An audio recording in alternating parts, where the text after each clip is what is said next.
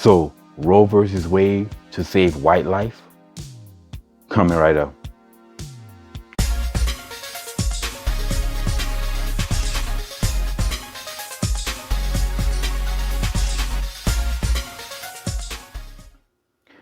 What's up, y'all? Welcome back to Common Sense, Logic, and Reason. And as always, I want to say thank y'all for joining me today. So I have a concept called Race Murphy's Law.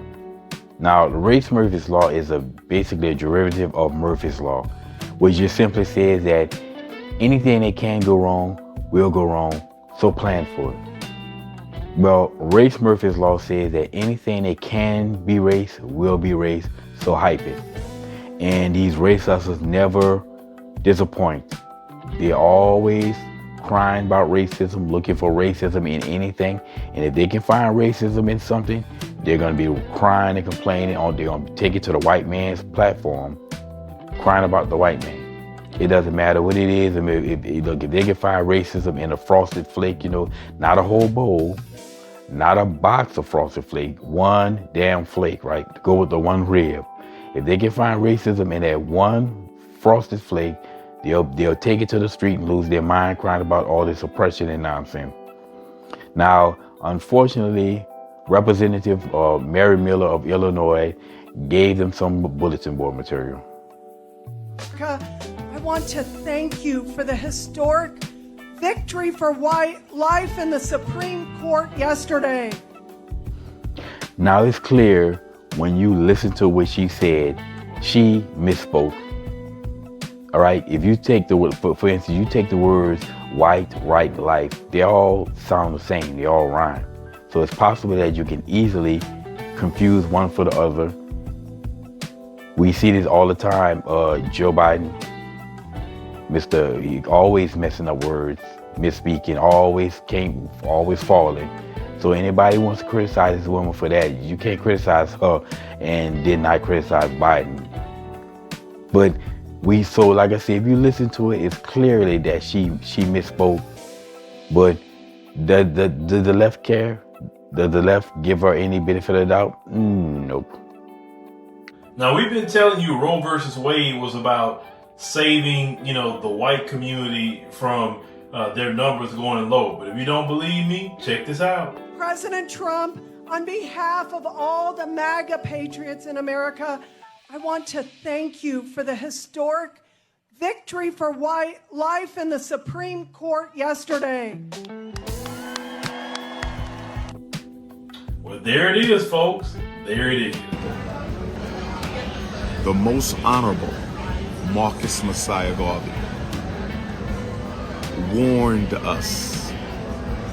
The most honorable Marcus Messiah Garvey warned us 100 years ago.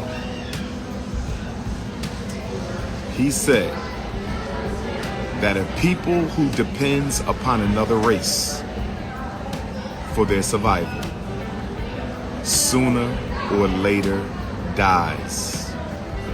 What am I saying? I'm saying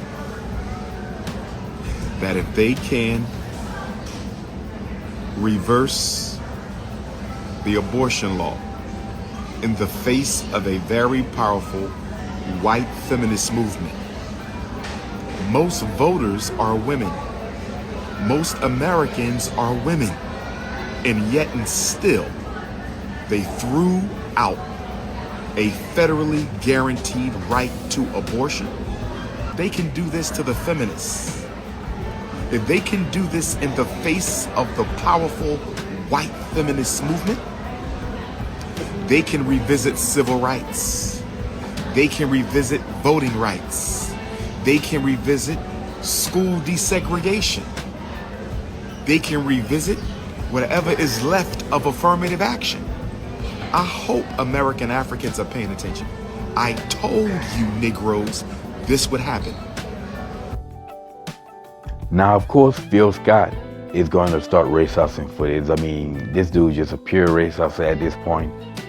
And of course, Dr. Umar Johnson, no shock, he's going to chime in on it with this, this fear of the browning of America, which is just so stupid, And the thing that kills me about this whole decision by the Supreme Court, not to ban abortion, but just simply to push that responsibility back to the states where it should have been in the first place, is that this is going to aid black lives more than anything.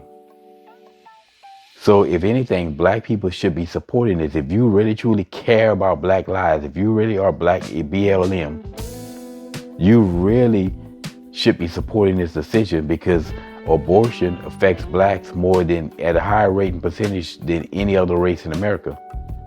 And it's been estimated that had abortion not existed or Roe versus Wade not been forced on the country, the population of black folks could be perhaps almost doubled, or at least 80% more blacks. You know, half the blacks have been aborted since the invention of Roe versus Wade. So imagine those black babies, instead of being aborted, they were born and lived, and they're having children. I would say it's possibility that that the population of blacks in America will be double today, had it not been for Roe versus Wade. So why are they crying about this, saying that they're taking freedoms? And of course, my favorite, eventually we're gonna be back in chains.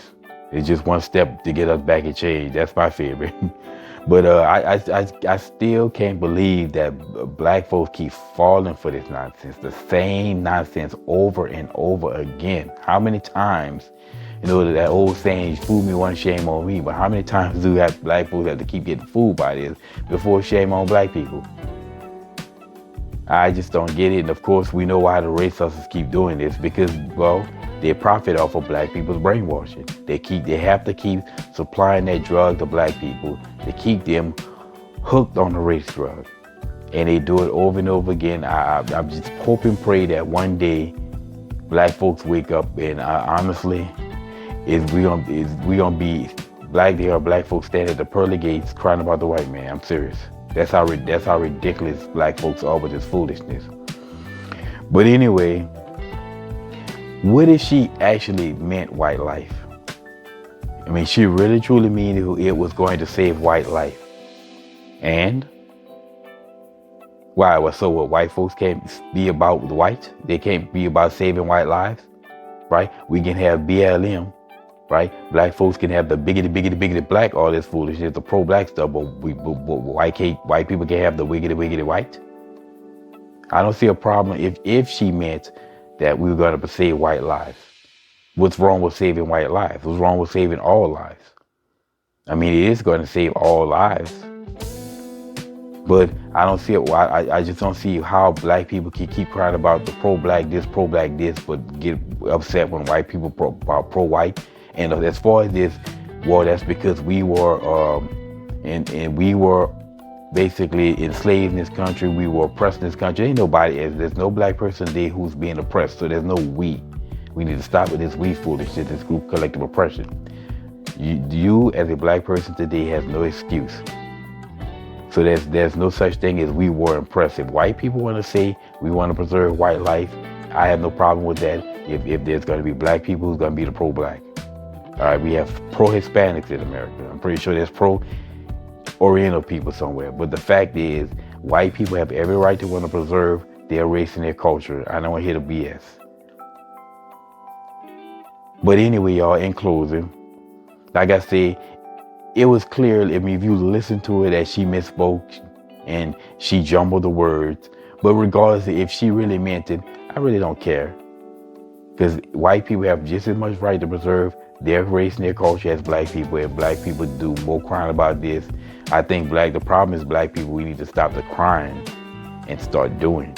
This is the biggest problem, one of the biggest problems for black people. We do more crying and protesting, but actually doing anything that's going to be pro-black, that's going to help the black community, we really don't see it. Anyway, y'all, this is my 2 cents on it. And the race hustlers are striking again, trying to find another way to cry racism. And as always, y'all, until next time.